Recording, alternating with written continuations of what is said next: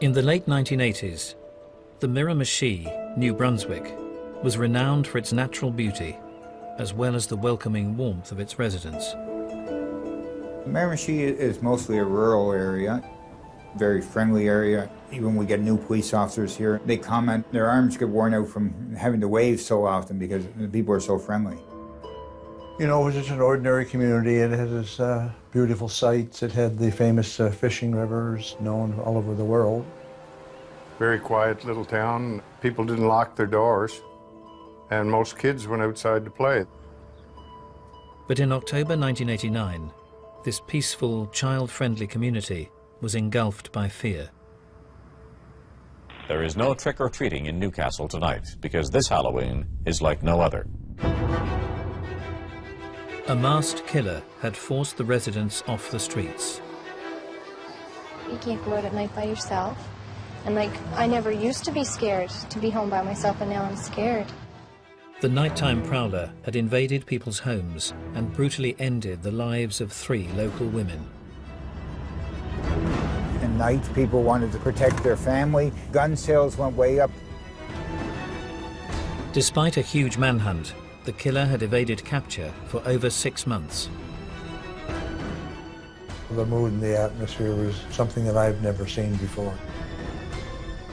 He had the whole Miramichi area in total fear.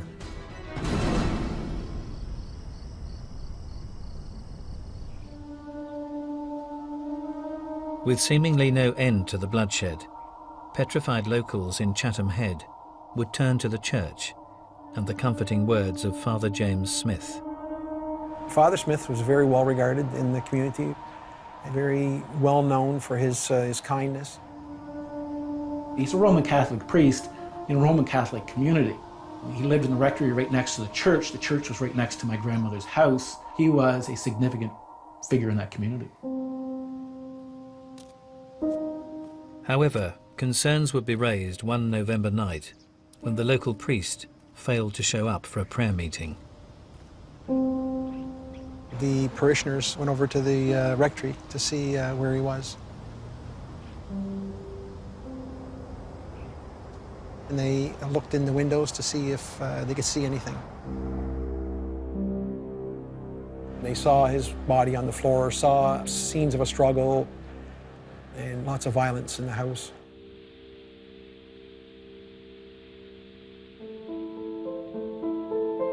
Officer Mason Johnson would be called to the scene. As he entered the rectory, the full extent of the attack was plain to see. I arrived at the scene, and he was lying there, and he was tortured. His neck was cut, his chest was cut, his jaw was broken. They found just an exceptional degree of violence, and they found Father Smith badly beaten, and he had expired. An autopsy would later reveal an even more shocking aspect to the killer's attack. He had jumped on Father Smith and separated the ribs from the sternum. To attack a clergyman in the middle of a small community like this, and for someone to come into his home and subject him to absolute violence and torture, I think any investigator really believes that this thing has gone over the ledge, and really there's no turning back now for whoever this is responsible for this. Many of these people will barricade themselves in their homes tonight, praying for the nightmare to end. As police took on board the 4th murder to hit the Miramichi in just 6 months, the sadistic nature of the crimes left them in no doubt what they were dealing with. This person would have to be an animal. This person would have to be a person without any conscience.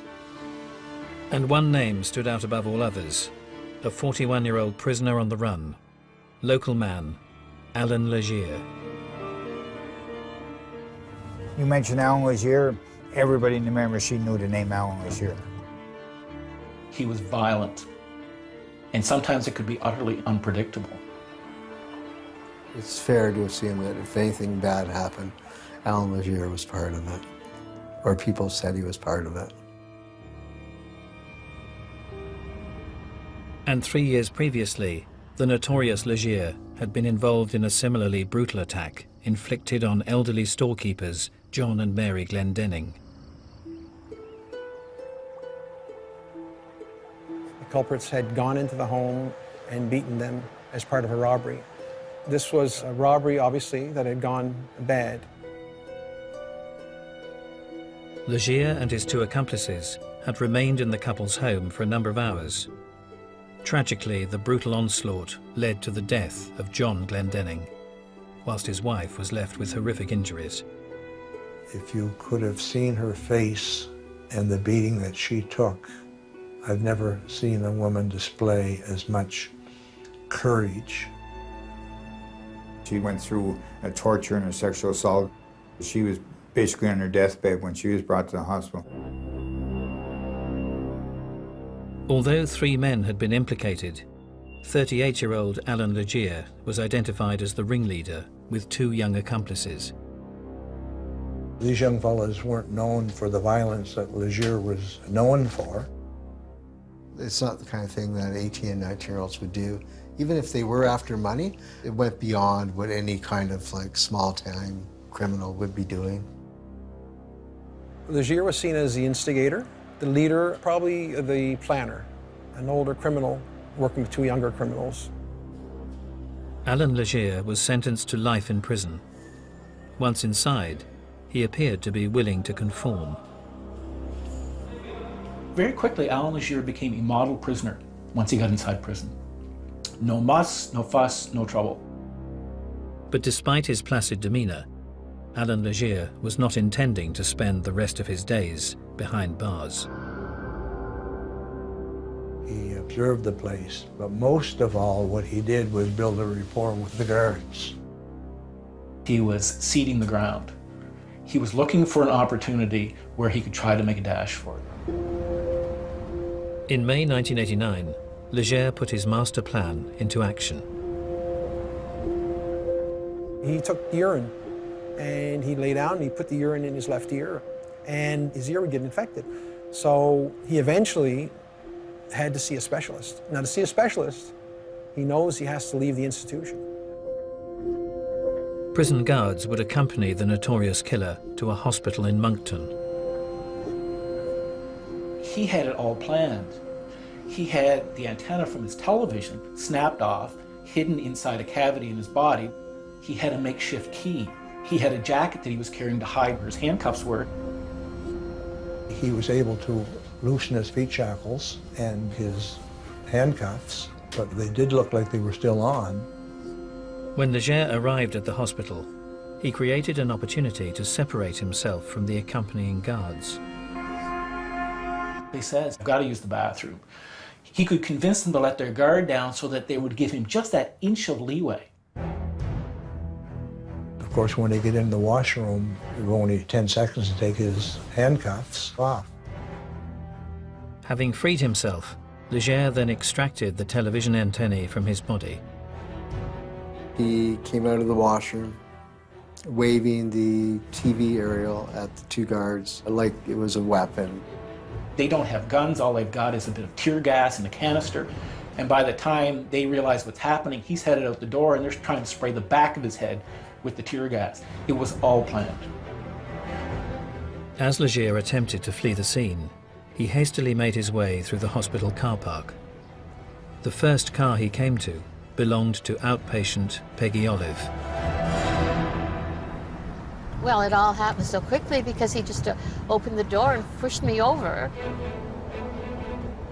He said he was being held for murder, and the fact that he was holding something to my throat, and I thought, this is the end of my life.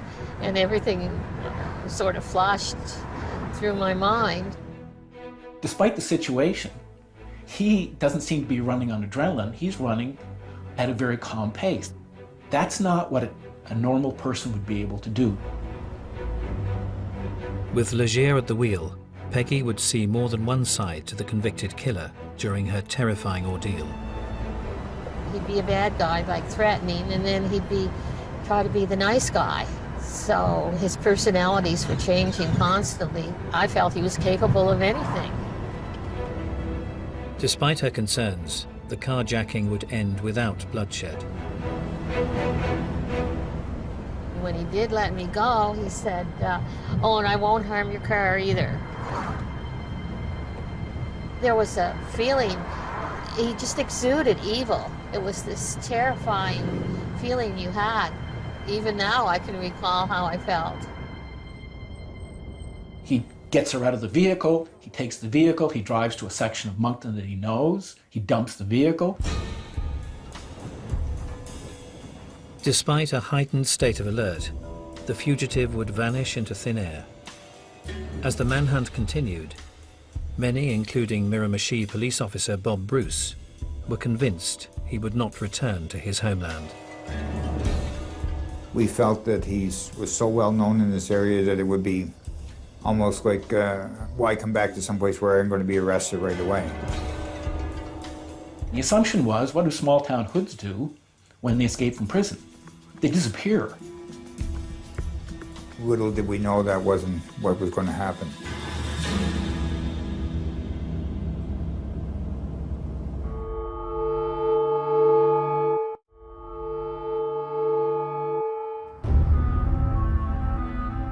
In May 1989, convicted killer Allan Legere was on the run following a brazen escape from a Moncton hospital. Although his whereabouts were unknown, his homeland of the Miramichi had been subjected to a campaign of murder, fueling rumors that the fugitive may have returned to the area.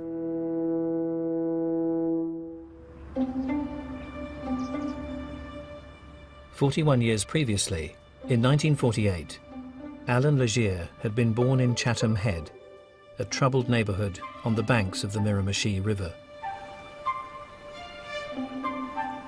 You didn't bike through there, walk through there, and it was a rough area to go to.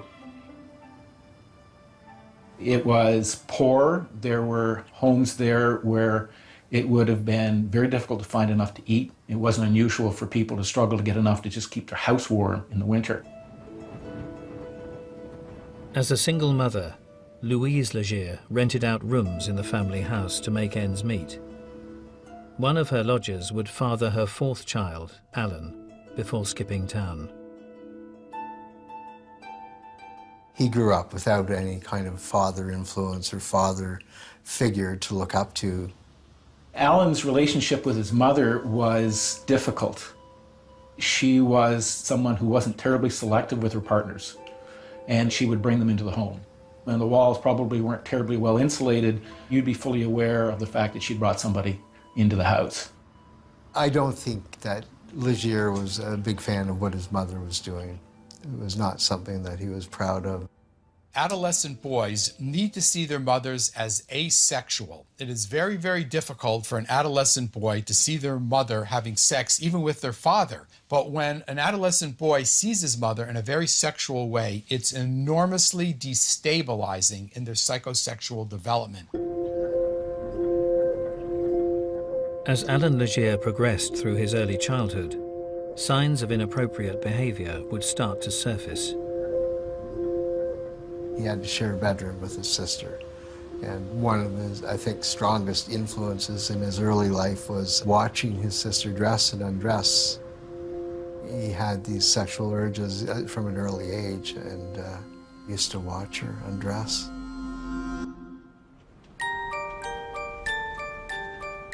Outside the family home, Legere would divide opinion at school. Some people really liked him and thought he had a lot of potential as an artist. And then there's others that thought he was just a horrible thug who was always involved in fights. People who he liked felt that he was bright and had potential. People that he didn't like, they were afraid of him. Legere's troubled childhood would ultimately be forged by a family tragedy when his elder brother was run over whilst walking over a local bridge. As his mother grieved, she would launch an extraordinary attack on her increasingly wayward younger son, Allan. His mother just told him point blank, "I wish it was you and not your brother." Allan Legere's mother resented him. And it wasn't only his family that was growing tired of his troublesome behavior. He wouldn't have been getting a lot of positive reinforcement inside the community. I think it all just sort of weighed on him. You can see where the scars would be.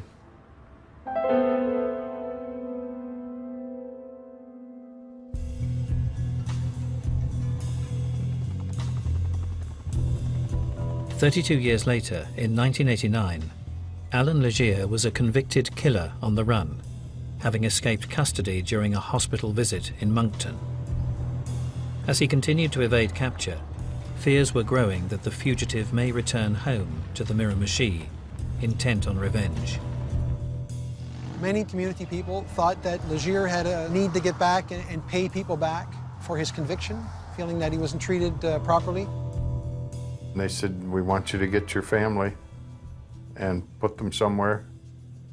But they wouldn't leave home. They said, no, if you're staying here, we're staying. Despite concerns, 3 weeks would pass without incident. But then Officer Mole was called to a house fire in the community of Chatham. So in 1989, this vacant lot, on the left-hand side, there would be a small grocery store, and on the second floor would have been Annie Flam's residence. Annie had run the local store for a number of years. Annie Flam was well known in the community. Sort of local kids would go there and buy candy at the store. She was sort of everybody's grandmother. The popular 75-year-old was known to be close to her sister-in-law, Nina, who lived in the adjoining house. Annie Flam and Nina were just pillars of the community. Everybody loved them. The house fire was devastating, but despite the ferocity of the flames, Nina Flam had managed to survive. The entire house had been destroyed by fire, and it was really a miracle that Nina herself had escaped the fire. However, the majority of her body, she was covered in 2nd and 3rd degree burns. Despite her injuries, Nina was able to reveal to police that the fire was not accidental. They knew from talking briefly with Nina Flam that they had a very serious assault that had taken place. A masked intruder had initially demanded money, but had then subjected the elderly women to a prolonged attack before setting the building ablaze. Nina Flam, he had tied her to the bed, strangled her. She had feigned death. So he left her for dead, and she was able to get her restraints off her feet. Her bed was totally engulfed at that point, and the room was in flames. As investigators headed to the burnt-out first floor, they feared the worst for Nina's sister-in-law, Annie Flam. Her remains were found in her bed with the covers tucked in. Didn't look as if she had gotten into bed voluntarily, rolled over, you know, like normally it would do, you go to bed. She had been tucked in by someone. She had been brutally assaulted before the fire. The subsequent autopsy revealed that she had been beaten, her jaw was broken. The 75-year-old had also been sexually assaulted before her death. She had expired on her own vomit because of the trauma of the injury. She did not die from smoke inhalation, it was actually the assault. For no rhyme nor reason, we could figure out why anybody would go in. We could figure out maybe in to rob them, but not to commit the violence against them that was so apparent. He's targeting elderly victims because they're weak and they have very little ability to resist. That shows just how weak and inadequate he feels internally. The profile of the elderly victims and signs of theft at the scene bore the hallmarks of the Glendenning murder, committed by Allan Legere 3 years previously. We knew that he had escaped, but we had no evidence to say that he had actually come back to our area. However, investigators would be forced to re-evaluate when victim Nina Flam recalled a particular detail from her terrifying ordeal. her attacker had worn a chain around his midriff. A belly chain or a waist chain is it's consistent with a prisoner. In the back of, I think, all of our minds, Legere was the prime suspect. But without a single sighting, authorities had little to go on. As they desperately searched for leads, they were unaware that the bloodshed in the Miramichi had only just begun.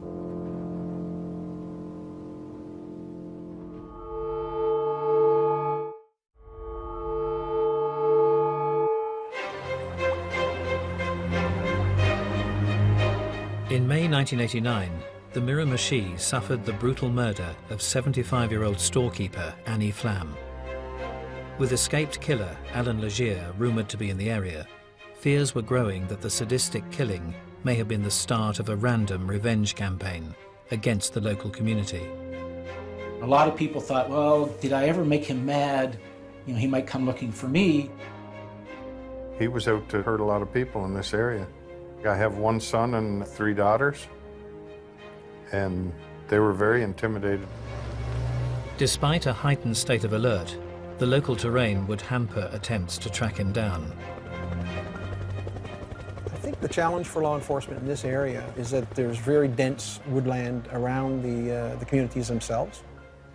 The surrounding area is all something like this. So all our searches took us to areas that were very difficult to search.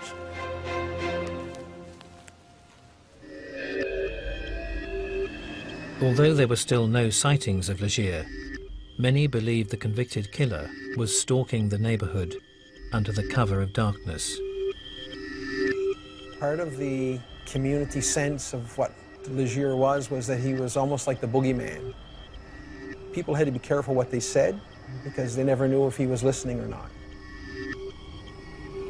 I could just feel Legere behind every bush. There's Legere, or just looking into the forest, you think, is he there somewhere watching like a specter, ghost? He's out there in the woods. It was along that time frame when we were also starting to get some prowler complaints.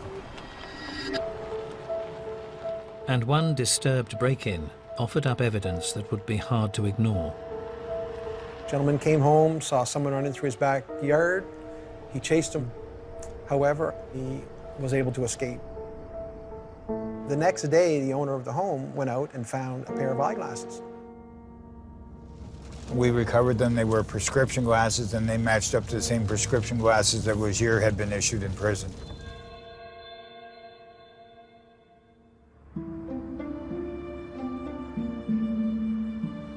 Decades earlier, Allan Legere had been renowned as a wayward teenager in the Miramichi area. But despite his rebellious image, Legere felt his diminutive stature was holding him back.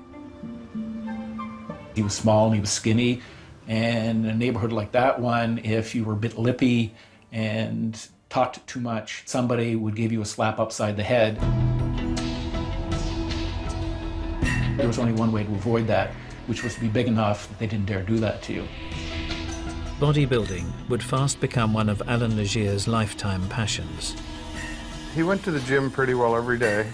He was very muscular in his upper body, and he would walk around with a t-shirt on or a little undershirt or no shirt.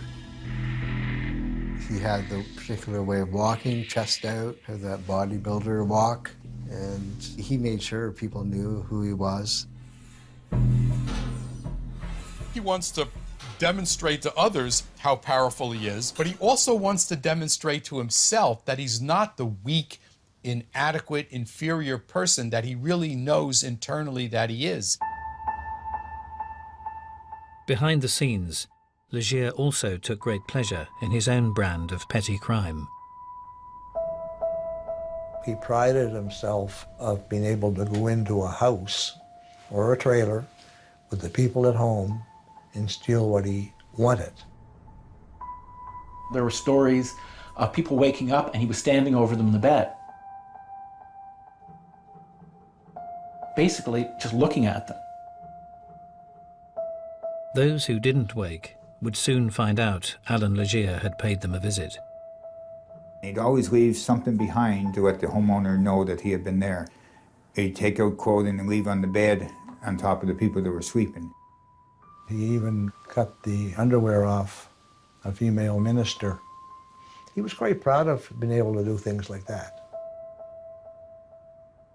He enjoyed feeling control and power because he didn't have much else. He didn't have the breaks in life that the Richies, as he used to call them, had. Although Legere would live away from the area in Moncton, the focus of his crimes would remain on the Miramichi. As his break-ins escalated, police would find him hard to pin down as he went to extreme measures to cover his tracks. He would take a hard-covered book, put it in the living room on the carpet, reach underneath and light the pages on fire. So that would work as a downdraft, almost like a stove. And he could take an hour and a half to drive from here to Moncton before the fire department got a call that the house was burning. And if they checked him in Moncton, 2 hours later, they're saying, but he's here. 7 years later, Allan Legere was a convicted killer on the run. Although he hadn't been cited, police suspected Legere had returned home on a revenge campaign and was potentially involved in the Chatham murder of 75-year-old Annie Flam. People did not want to talk about Allan Legere. They were scared if they said something to me that they were going to get targeted. They did not want their name to appear in print, ever. You could have a sighting of a prowler 2 nights back to back, and then there'd be a time frame of 2 weeks that there'd be absolutely nothing. And it was almost like a game for him. He became a master at eluding us. For over 6 months, the Miramichi would suffer just minor crimes. But that would all change on the night of the 13th of October 1989 in the community of Newcastle.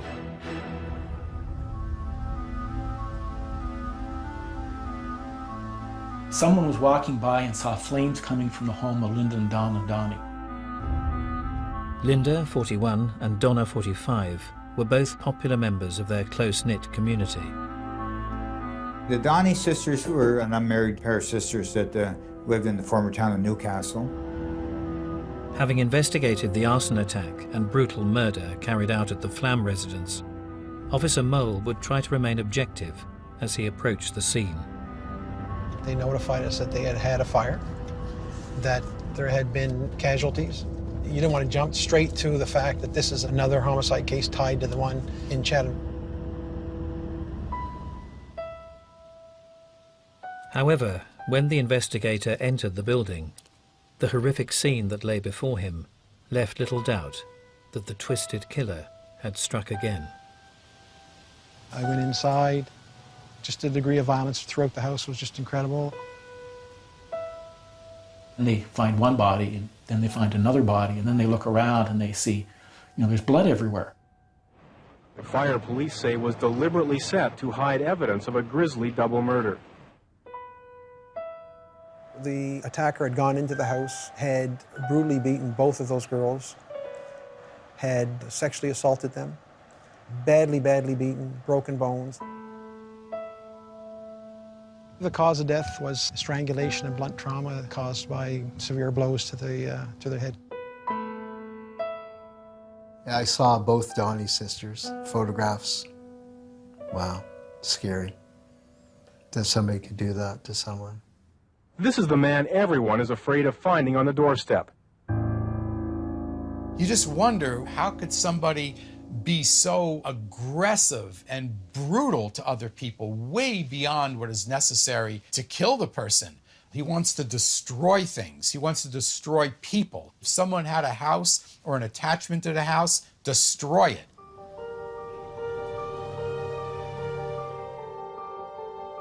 The DNA analysis identified Allan Legere, that it was his genetic material that was left at both of those crime scenes. And with no specific vendettas against the victims, it appeared that anyone in the Miramichi was a potential target. It was that moment with that report, I think, that we began the descent into what would be full-scale panic. Allan Legere is to be considered one of the most dangerous and wanted criminals in Canada. Everyone knew that Allan Legere was out hunting after dark. They were scared of prowlers, so your normal streetlights, which are pretty well on every second corner, people were actually hiring streetlights in front of their home, behind their home, so that their home would be totally illuminated in the darkness. The lights got nicknamed Legere lights after Allan Legere. I used to put sticks in my windows, so you had to break glass to get in my house. A couple of times police officers showed up on my lawn with dogs, and they said the dog trailed them right to my back door. A massive manhunt would focus its search at night, but Legere's knowledge of the area made him an elusive adversary. These wooded areas were sort of like Allan Legere's playground. He was very familiar with them. This is the areas where he grew up in. We would come to a fence like this where we would have to climb over it. He always seemed to know where the holes were in the fence line so he could go through it. On a rare occasion, when Officer Bruce came close to capturing the fugitive, he discovered they were dealing with an armed assailant. It was one of the darkest nights I can ever remember working. It was pitch black, and we were actually at a run down these tracks. We must have got fairly close because we heard a gunshot and at the same time saw a muzzle flash. And we immediately dove off this track bed into the ditches on both sides of it to avoid being shot at. After the first shot was fired, it was just duck and continue running. The second one was duck and don't get back up because we could not see anything to hit, to even shoot at. It was like we were chasing a ghost. It was like he could see us somehow and we couldn't see him. As the killer disappeared into the night, many felt he was in complete control. I think there was a sense in the community that Allan Legere was rubbing his hands in glee, that he had us where he wanted us. As the search continued, those who had lived alongside Legere in his adult years would recall more than one side to the former Miramichi resident. He had a personality that seemed to draw people in. I've talked to many, many people over the years that met him and say, my God, was he ever nice. He helped with the dishes, and he was just the nicest guy in the world. He was a little bit dangerous, a little bit exciting. He married, he had kids. It looked like he was going to somehow find his way into sort of at least the lower middle class. And yet he couldn't seem to hold that together. He wanted to be perceived as someone strong and powerful and competent. And he tried to even convince himself of that. But his feelings of inferiority were just too overpowering for him. And so he constantly tried to compensate. Increasingly out of work, Allan Legere would look to make his mark in other ways. I think if you're a reasonably bright person who's stuck on the wrong side of the tracks and you're looking for a way to sort of right that wrong, if you become known as fearsome, that gives you the right to swagger into a room. And I think Allan Legere desperately wanted it, and he'd found an avenue that allowed him to become the person inside the community that he felt he always should have been. He definitely wanted the community to know who he was. He had very piercing eyes. And when he talked to you, he liked to get right up close, which would intimidate you into stepping back a step. He was unpredictable in a way that people didn't understand. And once he went off, there were no limits, there were no bounds. Legere's animosity would become increasingly extreme as he targeted other elements of the Miramichi community. He expressed his disdain for the Catholic Church, and then he would go on about the gold, the wealth of the Catholic Church, and then he would scare me. He would go in quoting verses, satanic verses. Oh, it chills up my back.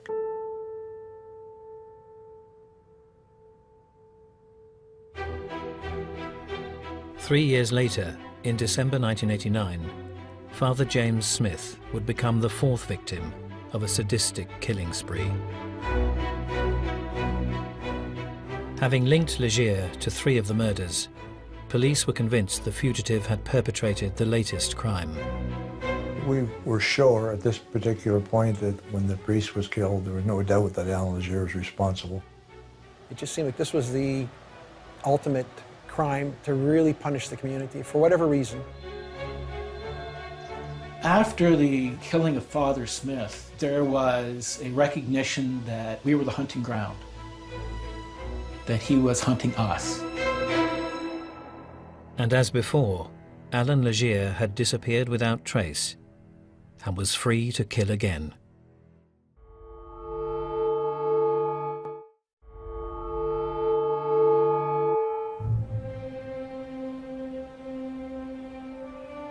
In 1989, escaped fugitive Allan Legere was the prime suspect in the murders of 4 Miramichi residents. Having evaded capture for more than 6 months, the elusive killer had just fled the scene of Father Smith's murder and was known to have boarded a train to Quebec when it was searched by police. The police did walk up to him, and they were told to look for a tattoo of an eagle on one of the shoulders.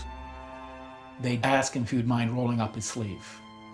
And in that supernatural calm that he seemed to be able to call upon in situations like this, he pulled up his sleeve. There was no eagle on his arm. They had the wrong arm. Having foiled authorities once more, the fugitive had freedom in his sights. He made it to Montreal, and he managed to pawn off some jewelry that he had stolen from the Donny sisters. You know, he had money now, so where was he going to go? But despite the obvious risks, Legere then made an extraordinary U-turn. Most people, you think in his situation, would just keep going, try to get out of the country. But why would you want to even just think of going back to the Miramichi? But Allan Legere doesn't think like other people. He hijacked a trucker and headed east, which is back towards the Miramichi. And so everybody was made aware. We did have roadblocks set up with the RCMP. It was one of the roadblocks that actually caught him. Although Legere had eventually been cornered, he was holding the truck driver captive at gunpoint. There was a discussion that he would fight to the death. And I said, no, he's a coward. He's going to give himself up. Allan Legere comes out of the truck and basically says, yeah, it's me, you got me. He surrendered quietly, meekly, no muss, no fuss. Legere only wants to display his violence and aggression where he knows he can win. He'll do it with an elderly woman or someone who's weak and disabled in some way. Then he'll show how violent he is. But with armed police officers, no, he'll just give up and end it right there. News of Legere's arrest would offer huge relief to the Miramichi community.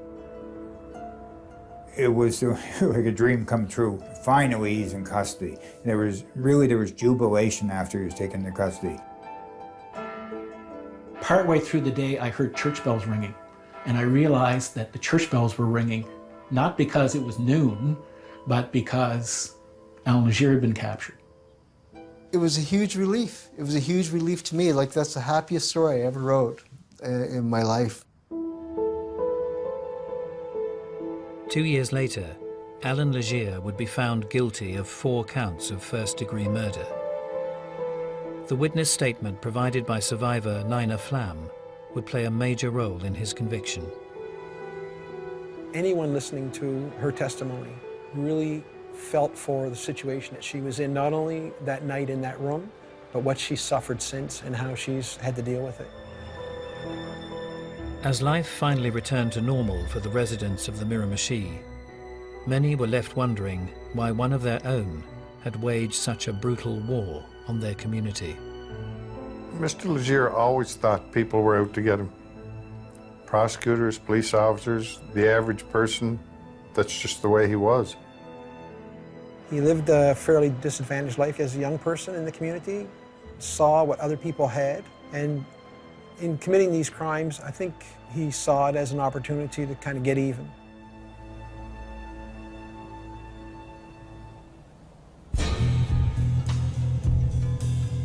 But was it just Allan Legere's challenged upbringing that sparked his murderous campaign? Or was he born to kill? Allan Legere was born a psychopath. I think it's a mental disorder he was born with, and he doesn't have any conscience. Now, if we do something wrong, we've got a conscience. But Allan Legere showed no caring and no remorse. I wouldn't say he was necessarily a born killer, but he certainly had these predispositions, and they emerged. And he just felt so weak inside that he just was living his whole life to compensate for it and to let people think that he was something other than what he really is. Lots of people grow up with hard knocks in their lives, and people go through horrible things when they're young, but they don't go out and kill people. So he had to have it in him from birth to kill, because how else would you explain it?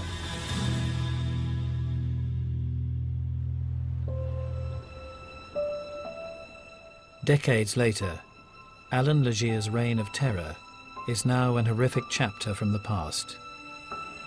But the community of the Miramichi is yet to erase this brutal killer from its memory. Obviously, the family members that were victims, the relatives, the community itself is scarred. A lot of turmoil, and they'll never forget. But as a community, we will survive and hopefully be better from it. Allan Legere makes news every time his name is mentioned. He still frightens people. It's raw. They are convinced, decades after he did it the first time, that if he gets out, he would do it again. And those who knew him well are convinced that the convicted killer has only one thing on his mind. He called me from the pen. He wanted to speak to me. He wanted his television back. So I said, has that television been searched the way it should have been? Well, we think so. I said, well, you better search it again, because there's a reason he wants his TV back. So they looked into the TV again, and they found a couple more handcuff keys. He started then planning his next escape. I'm sure he's thinking about it right now. I'm sure he doesn't pass a minute of his day without thinking about getting back to that community and how he can do it.